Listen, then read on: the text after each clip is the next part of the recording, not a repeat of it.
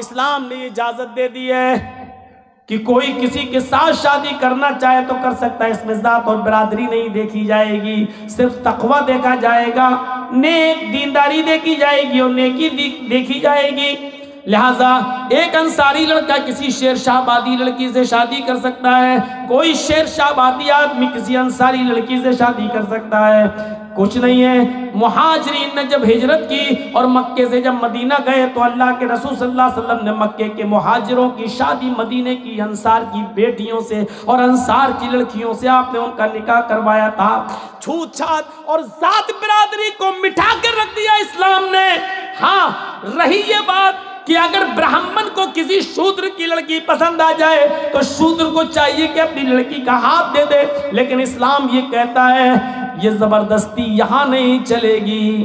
अगर किसी को कोई लड़की पसंद है तो कायदे के मुताबिक वो अपने निकाह का पैगाम भेजे। लड़की से लड़की का बाप पूछे या लड़की की माँ पूछे कि फला जगह से तुम्हारा रिश्ता आया है, बेटी क्या तुम्हें वो लड़का पसंद है? मेरे भाई और उस लड़की को बताना चाहिए, पसंद है तो हाँ, नहीं पसंद है तो मना कर दे। लेकिन लड़की की नापसंद होने के बावजूद दुनिया का कोई बाप अपनी बेटी की शादी जबरदस्ती किसी लड़के के साथ नहीं करा सकता है। इस्लाम ने इस बात की इजाजत नहीं दी है, मना किया है। बाप को मालूम है ये लड़का अच्छा है, लेकिन अगर बेटी नहीं चाहती है उस लड़के के साथ शादी करना तो बाप जबरदस्ती अपनी बेटी की शादी उस लड़के के साथ नहीं कर सकता। एक औरत अल्लाह के नबी के पास आई और कहती है, अल्लाह के नबी, मेरे बाप ने, मेरे माँ बाप ने मेरी शादी ऐसी जगह कर दी है जो लड़का मुझे पसंद नहीं है।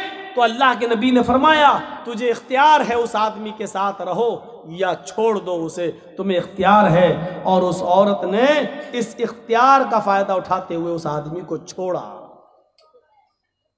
नहीं रही उसके पास। इसलिए माँ बाप भी जिद ना करें। इसीलिए जब निकाह होता है ना, निकाह, तो आपने देखा होगा लड़की वाले के यहां जाते हैं कुछ लोग, अब तो कुछ लोग नहीं, अब तो बहुत से लोग जाने लगे, जिसका नाम हो गया बारात। नाम रख लेने से किसी चीज की हैसियत थोड़ी बदल जाती है। ये 300-400 आदमी जो जा रहे हैं, आप इसको बारात कहिए, मेरी नजर में सब चोर हैं और डाकू हैं। किसी चीज, अब शराब का नाम दवा रख दो तो वो दवा थोड़ी हो जाएगी, शराब ही रहेगी। पहले जमाने में जब शुरू में ये बारात की रस्म कहां से निकली है? ये जो 300-400 आदमी एक शहर से दूसरे शहर जब शादी होती थी तो लड़का अकेला नहीं जाता था, क्योंकि रास्ते में काफिलों पर हमला हो जाता था, उनको लूट लिया जाता था। इसलिए लड़की को हिफाजत के साथ उस लड़के के घर पे लाया जाए, इसलिए पहले जमाने में 100-150 आदमी लड़की के घर जाते थे और उस लड़की को खैरियत से लाकर उस लड़के के घर पहुंचा देते थे, ताकि रास्ते में इस लड़की को कोई लूट न ले, इसके जेवर को कोई लूट न ले, इसके सामान को कोई लूट न ले। और ये नई नवेली बीवी जो आ रही है कहीं इसको अपहरण न हो जाए, इसलिए 100-150 आदमियों की बारात जाती थी। उस मकसद दूसरा था, वहीं से ये रस्म निकली। जब आप चोरी का जमाना खत्म हो गया है, अब लूटपाट ऐसी नहीं होती है कि रास्ते ही में दूल्हा और दुल्हन को पकड़ के रोक लिया जाए, लेकिन वही रस्म और रवाज हिंदुओं से चला आ रहा है और ये धीरे धीरे मुसलमानों के अंदर भी सरायत कर गया है। अब भी 200, 250, 300 आदमियों की बारात जा रही है। पहले मकसद कुछ और था, अब मकसद कुछ और है। मेरे प्यारे साथियों, तो मैंने वही कहा कि नाम के बदल देने से या नाम रख लेने से हैसियत चेंज नहीं हो जाती है, हैसियत चेंज नहीं हो जाती। अब वहां लड़के का निकाह होना है, जर्जी साहब बैठे हैं, फार्म भर रहे हैं, मेहर वहर सब भर दिया कितना, लेकिन लड़के का निकाह भी नहीं पढ़ा सकते हैं जर्जी साहब। आपको मालूम है ये उसूल है, ये कानून है शरीयत का। जर्जी साहब लड़के का निकाह नहीं पढ़ा सकते हैं जब तक पहले लड़की की इजाजत न ले ली जाए। एक वकील होता है, दो गवाह होते हैं।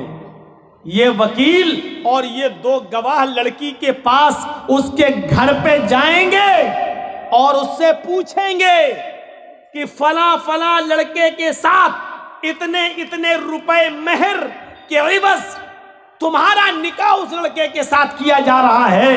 ये बात चोरी छिपे नहीं, तुमसे आज भी मैं पूछने आया हूं।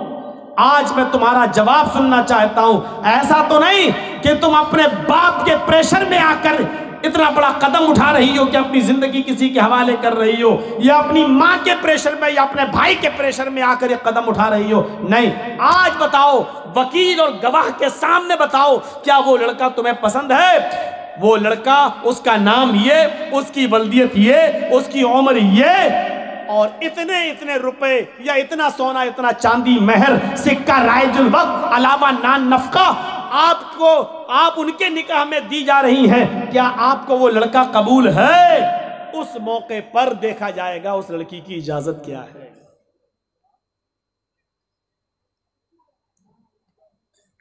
अल्लाह के नबी फरमाते हैं कि अगर वो खामोश रह गई, कुंवारी लड़की, बाकिरा लड़की, अगर वो खामोश रह गई तो यही उसकी इजाजत है। अगर वो खामोश रह गई, यही उसकी इजाजत है। यहां पर भी जहालत होती है। मालूम है क्या होती है जहालत? उस लड़की के पास उसकी सहेलियां बैठी रहती हैं। जब ये पूछा जाता है कि तुम्हें उस लड़के के साथ निकाह किया जा रहा है, क्या तुम्हें कबूल है, तो ये तो बेचारी खामोश है। लेकिन उस मौके पर जो उसकी सहेलियां होती हैं उसको बोलती हैं, बोल दो, बोलो, हाँ कबूल है, बोलो। और जब तक वकील सुन नहीं लेता है और गवाह सुन नहीं लेता है कि हाँ इसने कहा कि मुझे कबूल है, तब तक वो दस्तखत नहीं कराता है सिग्नेचर। ये गलत है तरीका,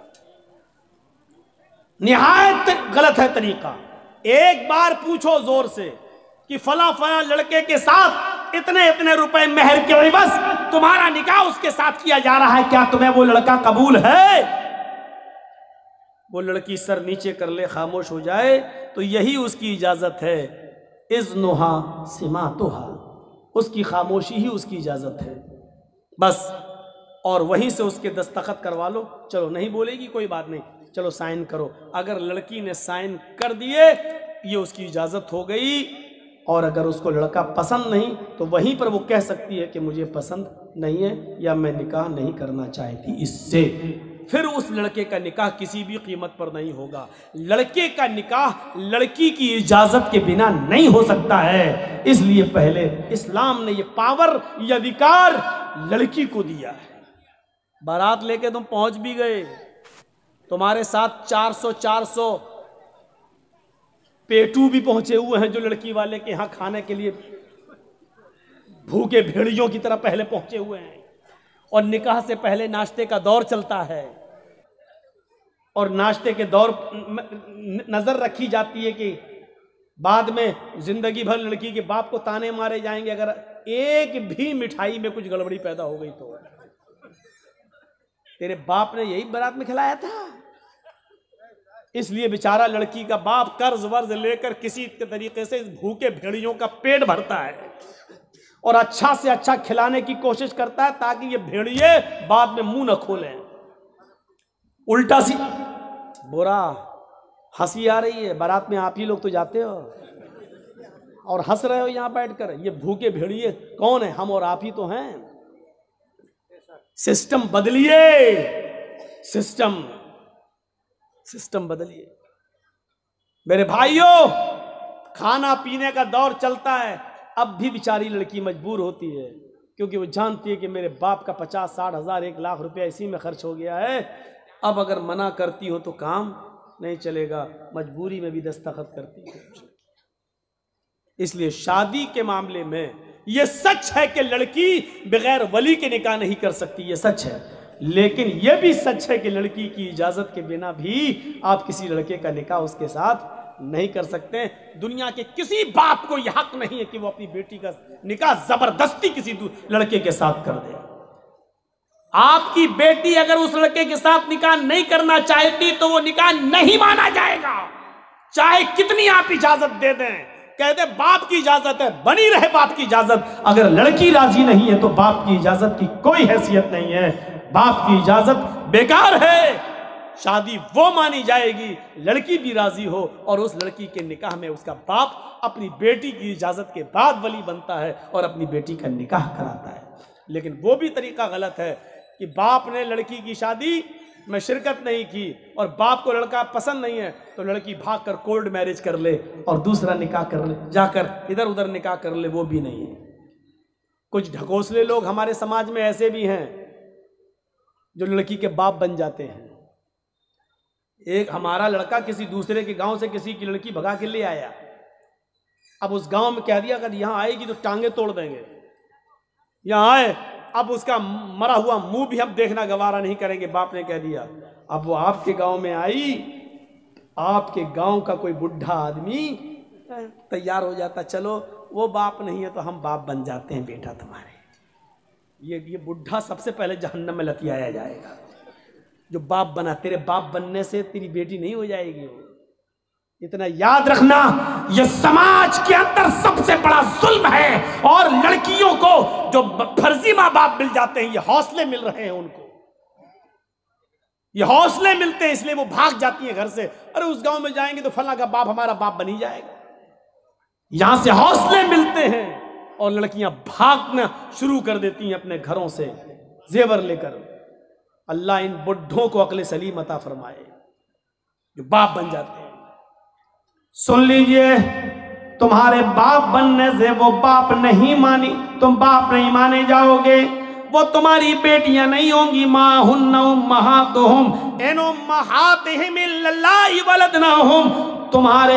तुम्हारी माएँ तो वही होंगी जिन्होंने तुम्हें अपने पेट से पैदा किया है। तुम्हारी बेटियां वही कहलाएंगी जो तुम्हारे नुत्फे से पैदा हुई हैं। हाँ, याद रखना, किसी गैर की बेटी जो भाग कर आई है वो तुम्हारी बेटी कहलाने से बेटी नहीं हो जाएगी। ये बेटी बन जाने के बावजूद और आपका उसको बेटी बना लेने के बावजूद भी अगर कभी वो आपके साथ हज करने जाना चाहे तो वो आपके साथ हज करने नहीं जा सकती है। बेटी और बाप का रिश्ता कहाँ है? इस्लाम आज मुंह बोली बेटी को अपने मुंह बोले बाप के साथ हज करने की इजाजत नहीं देता है। उससे भी उसको पर्दा करना पड़ेगा। मुंह बोला भाई नहीं माना जाएगा। वो अपने मुंह बोले भाई के साथ हज करने नहीं जा सकती है, उससे भी उसको पर्दा करना पड़ेगा। ये तो बहुत दूर की बात है। तुम अपनी बीवी के साथ खाना खा रहे हो और बीवी की बहन आ जाए, यानी तुम्हारी साली आ जाए और घर में घुस जाए। तुम्हारी बीवी अपनी बहन को बुला रही है कि इधर आओ, तुम भी खाना खा लो। याद रखना, अपनी बीवी की मौजूदगी में भी तुम अपनी साली के साथ खाना नहीं खा सकते हो। अपनी बीवी की परमिशन के बावजूद अपनी साली को मोटरसाइकिल पे बिठाकर बाजार नहीं ले जा सकते हो। उसको उसकी ससुराल छोड़ने नहीं जा सकते हो। उसको स्कूल छोड़ने नहीं जा सकते हो। अगर ससुर ने भी इजाजत दे दी कि मेरे दामाद जी अपनी साली को जरा स्कूल छोड़ाओ, वो कॉलेज में पढ़ने या पढ़ाने जाती है, बीवी की इजाजत के बावजूद, ससुर की इजाजत के बावजूद भी आप नहीं जा सकते हैं। और उनकी इजाजत के बावजूद आप ऐसा कर रहे हैं तब भी हराम है, हराम है, हराम है, नाजायज है, नाजायज है, नाजायज है। पर्दा रहेगा। साली को भी पर्दा करना पड़ेगा अपने बहनोई से। यहां तो सालियां सबसे ज्यादा बहनोइयों से मजाक करती हैं। और जूता कौन छुपाता है? ये रस्म कहां से निकली है? बात थोड़ी सी घूम गई और इधर निकल गई। तो मैं कहना ये चाह रहा था मेरे भाइयों, एक तरफ ये चीज है कि शूद्र की बेटी अगर ब्राह्मण को पसंद आ जाए तो शूद्र को देना पड़ेगी, लेकिन ब्राह्मण को, शूद्र की बेटी पसंद आ जाए तो, और शूद्र को पसंद आ जाए तो राजा को चाहिए कि उसकी आंख फोड़ दे। ये जुल्म, ये सितम देखिए, ये जुल्म और ये सितम। आसानियां पैदा करो निकाह के अंदर ताकि लोग जिनके घरों में बेटियां बैठी हुई हैं उनके निकाह हो जाए। आज एक मोटरसाइकिल नहीं है देने के लिए, इसलिए उसकी उम्र बढ़ती जा रही है। इस लड़की की उम्र इतनी बढ़ रही है कि उसकी दूसरी बेटी भी शादी के लायक हो गई है, लेकिन अभी बड़ी बेटी का निकाह नहीं हुआ है। तब तक दूसरी बेटी जवान हो गई है, उसको भी एक मोटरसाइकिल चाहिए दामाद को देने की। क्या समाज इसका जिम्मेदार नहीं है? हर गांव में एक मदरसा चला लेते हो, हर गांव में मस्जिदें बना लेते हो, उसकी कमेटियां बन जाती हैं। क्या गांव में ऐसी जवान बेटियां नहीं बैठी हुई हैं जिनकी उम्रें बढ़ती जा रही हैं और जहेज न होने की वजह से मेरे प्यारे साथियों उनके निकाह नहीं हो रहे हैं? समाज यहाँ कहाँ चला जाता है? यहाँ समाज क्यों सोता है? उन गरीब लड़कियों की शादी का इंतजाम समाज के पास क्यों नहीं है? उनका घर बसाने का इंतजाम क्यों नहीं है? क्या अल्लाह के नबी जनाब मोहम्मद रसूलुल्लाह सल्लल्लाहु अलैहि वसल्लम सामूहिक विवाह का प्रचलन नहीं चलाया करते थे? ये तंजीम नहीं चलाते थे? मेरे भाइयों, अल्लाह के नबी जिसको जहां भेजते थे और कहते थे कि फला घर वालों से कहना कि अल्लाह के नबी ने मुझे भेजा है और आपके घर में एक बेटी है, वो मुझसे शादी कराना चाहते हैं, आप उनकी शादी कर दीजिए।